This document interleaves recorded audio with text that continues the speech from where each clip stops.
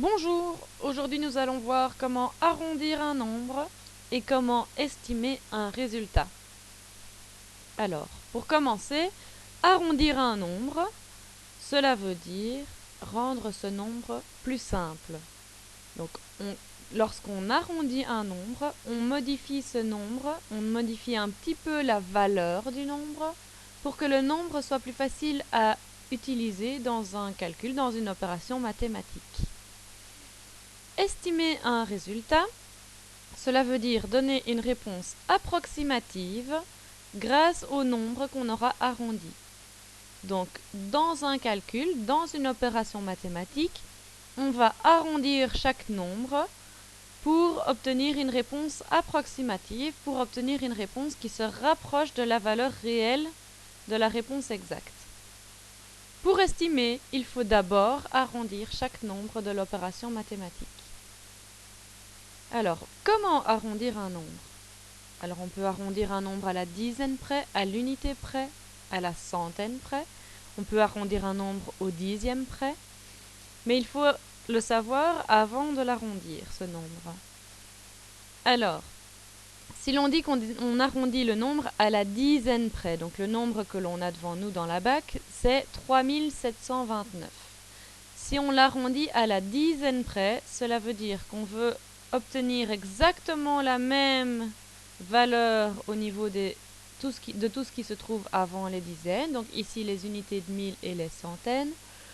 On va arrondir les dizaines pour que la fin du nombre se rapproche le plus, pour que toute la valeur du nombre d'ailleurs se rapproche le plus possible du nombre réel. Alors, on regarde le dernier chiffre après, donc le dernier chiffre qui se trouve en fait juste après celui auquel on s'arrête. On s'arrête aux dizaines, parce qu'on doit arrondir le nombre aux dizaines près, et on regarde le chiffre qui suit. Le chiffre qui suit est le 9.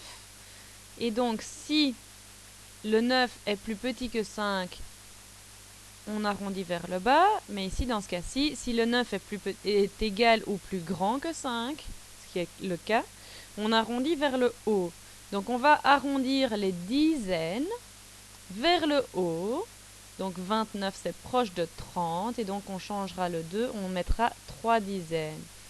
Le nombre que l'on aura arrondi ici, ce sera donc 3730. Pour prendre un deuxième exemple, dans la bac ici, nous avons le nombre 285 933,381. Si on nous demande de l'arrondir à l'unité près, on va garder tout ce qui se trouve avant les unités. Donc toute la valeur du nombre qui est avant les unités ne changera pas. On va peut-être modifier un petit peu les unités pour que cela se rapproche le plus possible de la valeur du nombre. Alors, je regarde le chiffre qui suit les unités. C'est un 3. Je sais que c'est plus petit que 5 et donc j'arrondis vers le bas.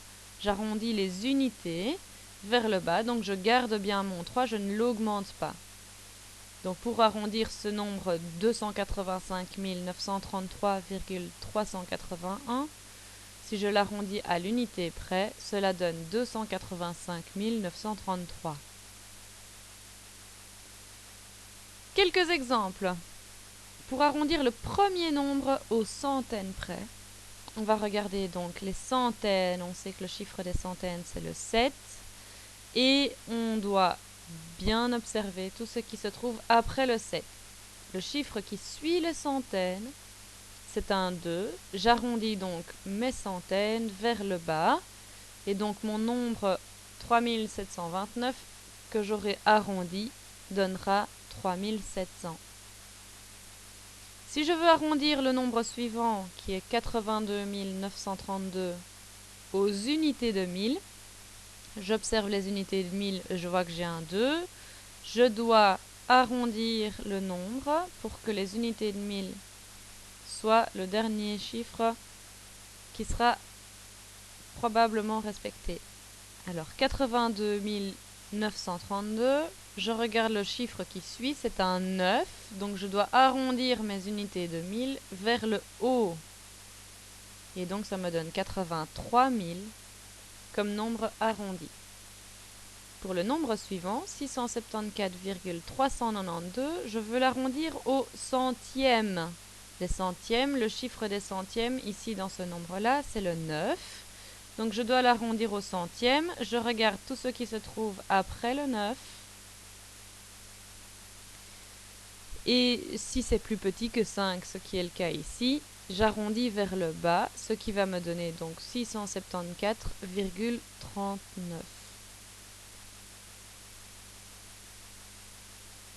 Estimer un nombre, on a dit que c'était donner une réponse approximative grâce au nombre qu'on avait arrondi. Alors on va encore arrondir ces deux nombres-ci pour obtenir après une réponse approximative. Le premier nombre, je vais l'arrondir au niveau des centaines, aux centaines près. Donc 3782, je regarde le chiffre des centaines, le 7. Le chiffre suivant, c'est un 8. J'arrondis donc mes centaines vers le haut. Cela me donne donc 3800. Le nombre suivant, c'est 8103. Je l'arrondis aux centaines près. Les centaines, j'en ai qu'une. Je regarde le chiffre suivant, 0, c'est en dessous de 5, donc je l'arrondis vers le bas, 8100. Je sais beaucoup plus facilement faire le calcul 3800 plus 8100 que le calcul précédent. Je fais donc ici une approximation et j'obtiendrai alors plus ou moins 11 900. 3000 plus 8000, ça fait 11 000 et 800 plus 100, ça fait 900. Donc j'obtiendrai une réponse d'environ 11 900. Alors à quoi ça sert d'estimer un résultat?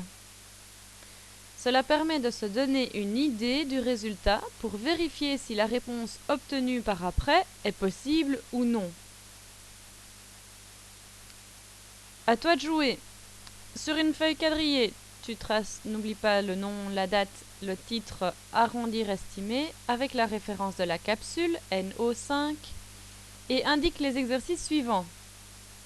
Le premier exercice, on te demande d'arrondir les nombres suivants au dixième près. Donc tu as 3 nombres, on te demande de les arrondir, tu peux écrire simplement ta réponse à côté de chaque lettre. L'exercice 2, on te demande d'arrondir les nombres suivants à la centaine près. Donc tu écris les 3 références, mais surtout tu peux écrire simplement les réponses des nombres arrondis. Enfin, le troisième exercice, on te demande d'estimer les résultats des calculs suivants. Et pour ça, on aimerait bien que tu écrives chaque nombre que tu auras arrondi et alors tu rajoutes le résultat égal environ et tu mets ta réponse, la réponse approximative. N'oublie pas que si tu as des questions, nous en reparlerons en classe.